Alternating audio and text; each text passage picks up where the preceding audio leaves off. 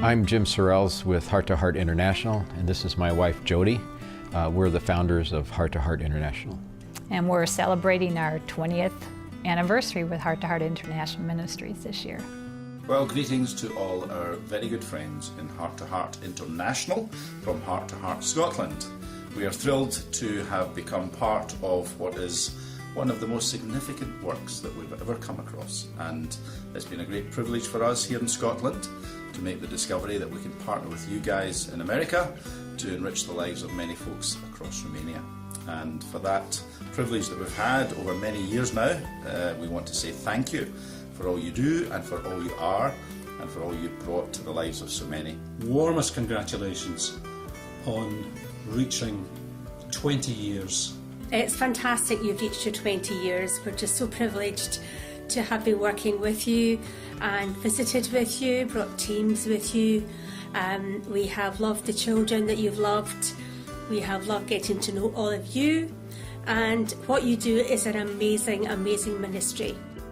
We started H2H as a way for Jodi and I to continue working with the children in Romania. It was pretty difficult at first because, well, quite honestly, we didn't know what we were doing, and we were kind of having to learn it all, by trial and error. We originally would fly into Budapest, Hungary, because the airport in Romania was a really scary place. So we'd rent cars, put our teams together, train them in Hungary, and they would drive across the border to Romania and work there. After a few trips of going over, Jodi and I, we would find people would be excited to hear about what we were doing in Romania, and pretty soon people were coming to us asking, well, can we go with you? We thought it kind of an odd request, but we said, sure, you can come, but you'll have to pay your own way. And it started out with one or two people going, and before long we would have a complete team of people going with us. And Jodi and I would be madly rushing about trying to figure out, okay, where are we going to put up these people in Romania, and how are we going to take care of them? And it wasn't too long before we realized that our ministry was evolving different than what we had originally first thought of.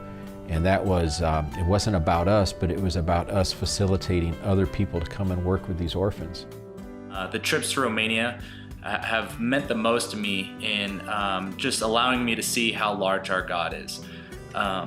In traveling overseas into a different country with a different language, completely different people, and just not knowing anybody, especially for the first time, but allowing to see God working over there, and these people just so excited to worship the same God I had worshipped thousands of miles across the world. What Romania does for me is it recalibrates my soul.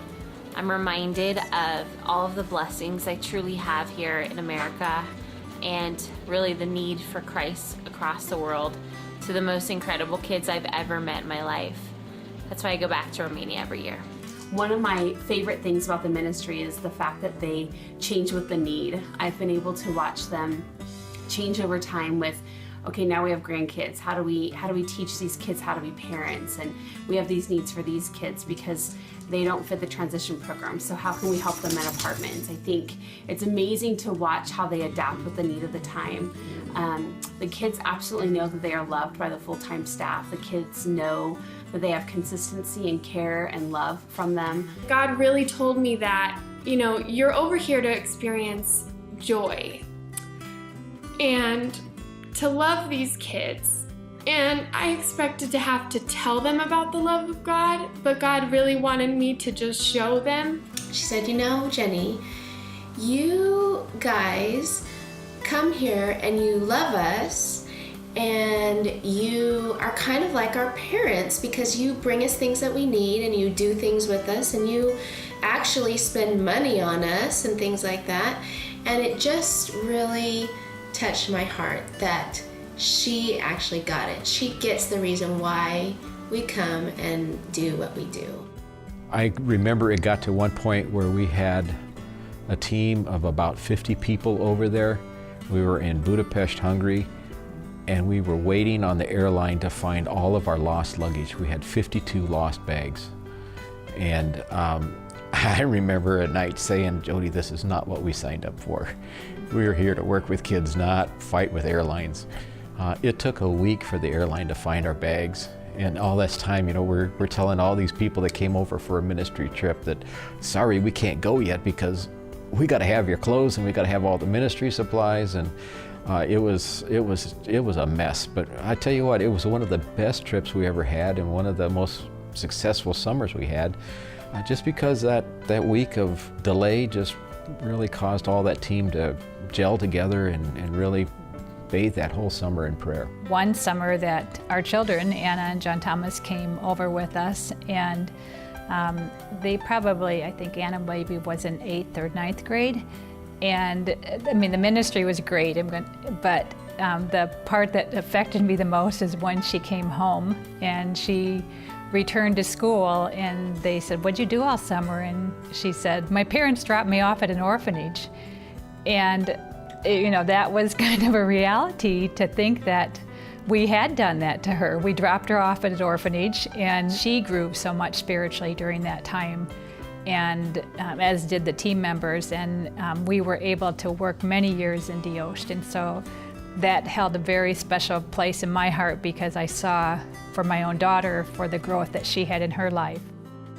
I didn't know any Romanian at the time, and Costel's wife, Mirella, didn't know any English, and Costel wasn't home, but somehow we got it communicated that I was here to do work and needed to meet Costel, so she came down to the train station and met us. Ce mi-aduc aminte exact?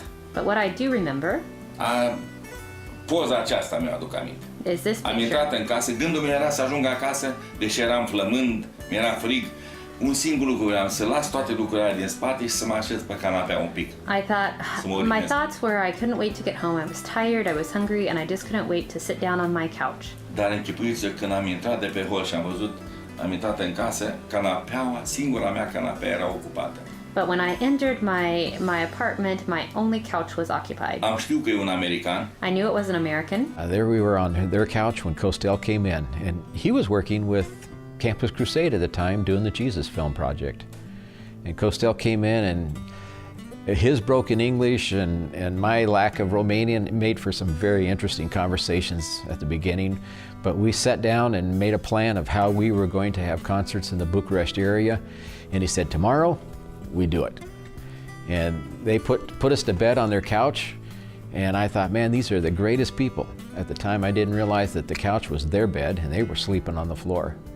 But they had given up everything just so that we could come and do ministry in that country. Toți oamenii din My Village, din satul meu, și românii în general, pe timpul lui Ceaușescu în special, se rugau la Dumnezeu să vină americani. All the people in my village and all the people in time of Ceausescu prayed for the Americans to come. Așa că am spus cu toată inima, da, putem face treaba asta.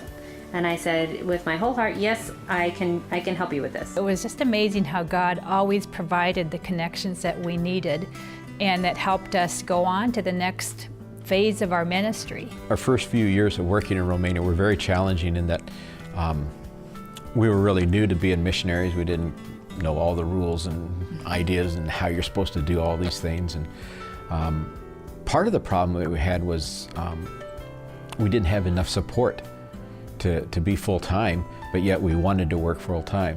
So I would work side jobs, whatever I could do to raise a little bit of money. Then Jodi and the kids and I would head over and we'd work in Romania till we ran out of money. Then we'd come back home and I would take whatever jobs we could. And God was really faithful to us in that He supplied everything that we needed. And it wasn't until finally, at one point, we had some friends that were helping us, and they just said, Jim, you really need to start trusting God for more than just what the mission needs are, but you need to trust God for your needs too.